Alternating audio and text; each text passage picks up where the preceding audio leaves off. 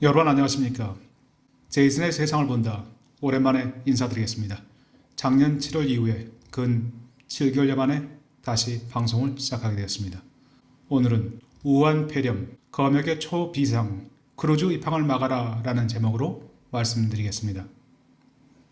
일본 요코하마 항구에 정박 중인 유람선 다이아몬드 프린세스호에서 우한 폐렴 확진자가 61명으로 대폭 증가했습니다. 지난 1월 25일 이 유람선에 탔다가 홍콩에서 내린 승객과 접촉했거나 우한 폐렴 증상을 보이는 승객 등 273명을 상대로 조사한 결과 무려 4분의 1에 해당하는 61명이 환자로 판명된 것입니다. 2월 3일부터 14일 일정으로 요코하마에 격리 수용 중인 호화 유람선 다이아몬드 프린세스호에 탑승한 인원은 자그마치 3,700여 명입니다. 앞으로 얼마나 많은 우한 폐렴 확진자들이 이 배에서 발생할지 알 수 없는 두려운 상황입니다.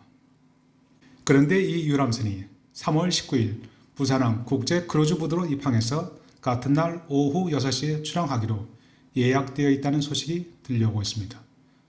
우리 정부가 이런 위험천만한 선박에 대해서 입항을 허용할 리 없겠지만 만에 하나라도 자신만만한 우리 정부가 한국의 철저한 검역책에 운운하면서 이 땅에 승객들의 상륙을 허용하지 않을까 심히 우려를 감출 수 없습니다.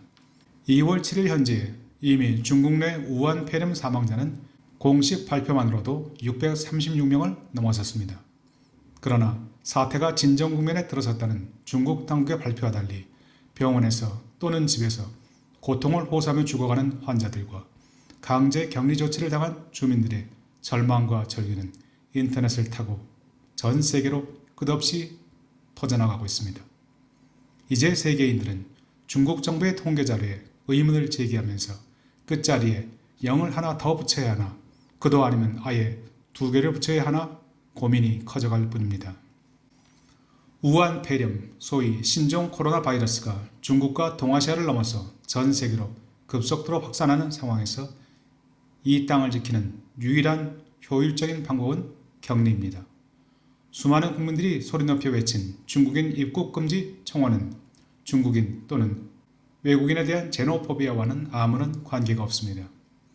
우한 폐렴은 아직까지 그 치료법이 나오지 않은 전염병입니다. 건강한 사람, 건강한 사회, 그리고 건강한 국가를 전염병의 위험에서 지키는 방법은 지금 격리, 검역뿐입니다. 중국 정부는 이미 우한을 포함해서 31개 도시 6천만 명이라는 방대한 지역과 인원을 대상으로 엄청난 규모의 출입 봉쇄 정치를 취하고 있습니다. 가히 세계 최대 규모의 격리 조치입니다. 격리는 영어로는 쿼런틴이라고 합니다. 이탈리아어로 40일간을 의미하는 쿼란타 조르니에서 유래한 단어입니다. 그럼 여기서 쿼런틴의 역사적 배경을 알아보겠습니다. 1343년에 유럽 남부지방에 처음 상륙한 흑사병, 페스트는 주요 항구 도시를 따라서 이탈리아, 프랑스, 영국, 독일로 빠르게 퍼져나갔습니다. 흑사병은 1447년부터 1450년까지 최고조에 달하면서 작게는 2천만 명에서 많게는 5천만 명에 가까운 유럽인의 목숨을 앗아가면서 유럽을 초토화시키고 아시아와 유럽을 잇는 동서교역로의 목을 쥐었습니다. 최근 들어 부쩍 인기가 높아가는 한국인이 사랑하는 두브로프니크는 크로아티아를 대표하는 세계적 관광도시 중 하나입니다. 두브로프니크는 14세기에는 라구사로 불렸는데 라구사는 당시 지중해 주요 교육도시 중의 하나로서 이탈리아 베니스의 지배하에 있었던 부강한 항구 도시였습니다. 라구사 정부는 패스트 창궐을 막기 위해서 1377년 패스트 감염 지역으로부터 라구사에 입항하는 모든 선박에 대해서 30일간의 격리 조치인 트렌티노 시행을 발표했습니다. 트렌티노는 이탈리아어로 숫자 30에서 유래한 단어입니다. 라구사 정부는 30일간의 격리 기간 중에 감염 증세가 발생하지 않은 선박과 선원에 대해서만 입항과 상륙을 허가했습니다. 패스트의 발병 원인과 감염 경로에 대한 정확한 지식이 없었던 당시로서는 전염병 추가 확산을 막기 위한 사실상 유일한 방역 대책이었습니다.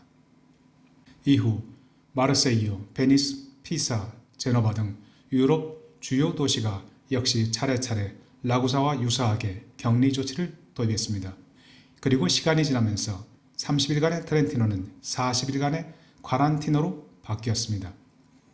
열흘이 더 늘어난 이유에 대해서는 30일로는 감염 확산을 막기 어려워서 늘렸을 것이라는 현실적인 주장과 함께 기독교인들이 숫자 40에 특별한 의미를 부호하고 있기 때문이라는 신앙적 입장이 교차합니다. 성경에서 40이라는 숫자는 각별한 의미를 지니고 있습니다. 예수님은 광야에서 40일간 금식 기도를 했고 노아의 홍수에서는 40일간 주야로 쉬지 않고 비가 내렸습니다.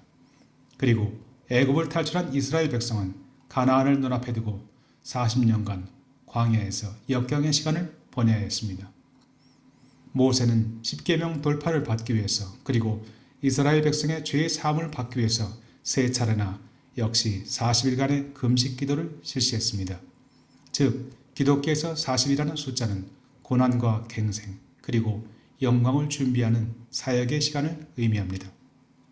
이탈리아의 쿼란티노는 영어에서는 쿼런틴이라는 단어로 그리고 한국에서는 격리 검역이라는 단어로 모습을 바꾸어서 그 무서운 위세를 유감없이 발휘하고 있습니다.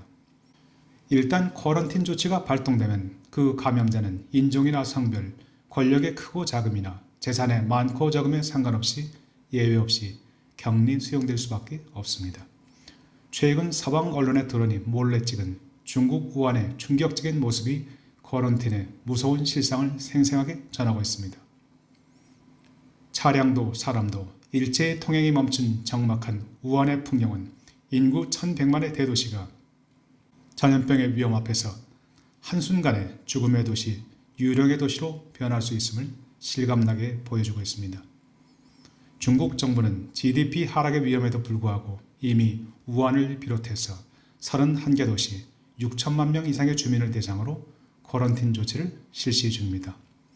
과연 이번 우한 패데믹의 끝은 어디일까요? 14세기에서 17세기에 걸쳐 주기적으로 유럽을 휩쓸었던 흑사병은 공포 그 자체였습니다. 전염병의 원인도 정확한 감염 경로도 알 수 없었던 당시에 유럽 각국은 감염 확산을 막기 위해서 필사적인 노력을 전개했습니다. 그러나 한정된 또는 때로는 빗나간 의학 지식에 의존한 방역 대책은 크게 기대할 만한 성과를 거둘 수는 없었습니다. 유럽 각지에서 흑사병 차단을 막기 위해 도입한 대표적인 제도가 바로 흑사병 의사, 플레이그 닥터였습니다. 정부는 일부 실력이 떨어지는 2류급 의사들을 흑사병 의사로 임명해서 환자들을 치료하도록 했습니다. 심지어는 의료 상식이 전혀 없는 일반인이 임명되는 사례도 있었습니다. 이들의 당초 임무는 환자들을 치료하는 것이었지만 실제 이들이 수행한 가장 큰 임무는 그저 사망자 숫자를 기록하고 죽어가는 사람들의 유언을 청취하거나 때로 시체 부검에 참여하는 일이었습니다. 흑사병 의사들은 환자들로부터의 감염을 막기 위해서 특별히 제작한 의복과 액세서리로 무장하고 다녔습니다. 얼굴에는 마스크를 쓰고 온몸을 휘감는 긴 양가죽 외투에 가죽 장갑과 가죽 부츠 그리고 의사임을 표시하는 검정 모자를 쓴 채 기다란 나무 지팡이를 짚고 다녔습니다.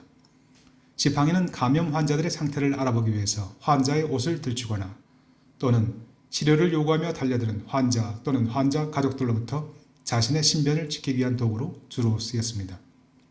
이들의 모습 중에서도 단연 돋보이는 것은 새 부리 모양을 닮은 기괴한 가죽 마스크였습니다.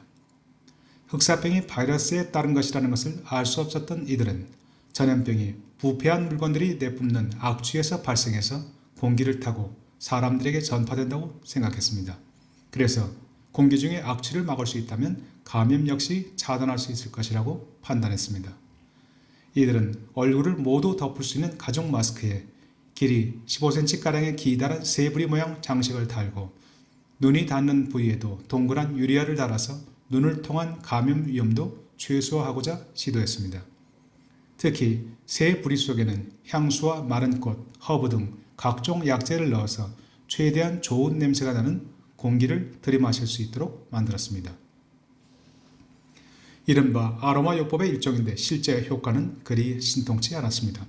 왜냐하면 이뿐만 아니라 코로도 숨을 쉴 수 있도록 새 부리 양쪽에 구멍을 뚫어 놓았는데 코로 들이쉬는 숨은 아무런 여과장치가 없었기 때문이었습니다. 물론 아로마요법 자체가 전혀 효과가 없던 것은 아니었나 봅니다. 또다시 흑사병이 창궐하던 17세기 프랑스에서 일어난 일입니다.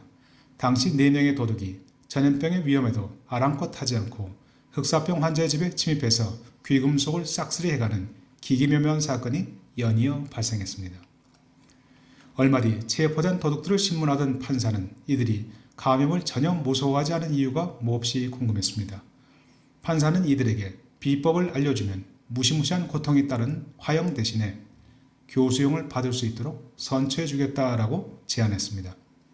이에 도둑들은 기꺼이 비법 식초의 레시피를 털어놓았습니다.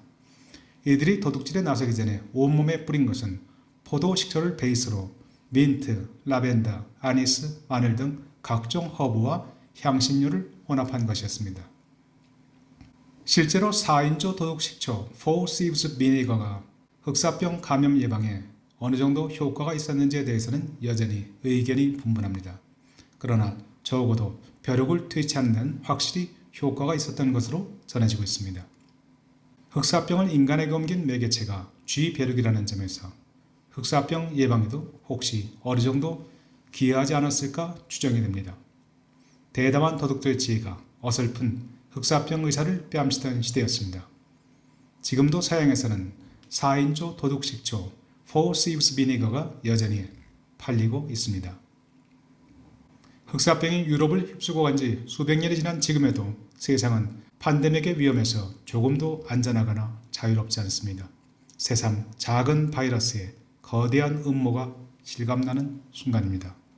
우한 백신 개발이 요원한 지금, 최근에는 사스와 메르스 치료에 쓰인 C형 간염 치료제와 에이즈 치료제가 대체 약제로 주목받고 있다는 소식이 들려옵니다. 혹시 4인조 도둑식초도 슬그머니 한 구석에서 고개를 들이밀지 않을까 기대되는 순간입니다. 전 국민이 마스크를 구하지 못해서 발을 동동 구르는 상황 속에서도 마스크 사재기로 쉽게 돈을 벌려는 인간들이 여전히 존재하는 세상에서 과연 어떤 기막힌 사이비 만병통치약이 등장할지 궁금해집니다. 그러나 지금까지 알려진 가장 효율적인 대책은 오직 국경 봉쇄뿐입니다.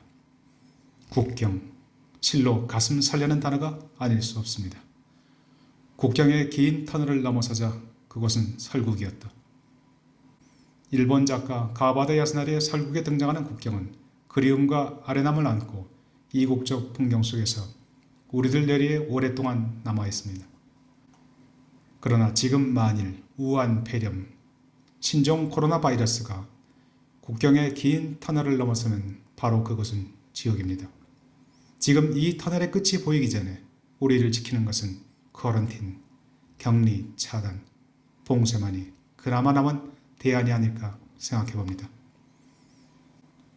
지금까지 제이슨의 세상을 본다를 기다려주신 애청자 여러분께 감사드립니다.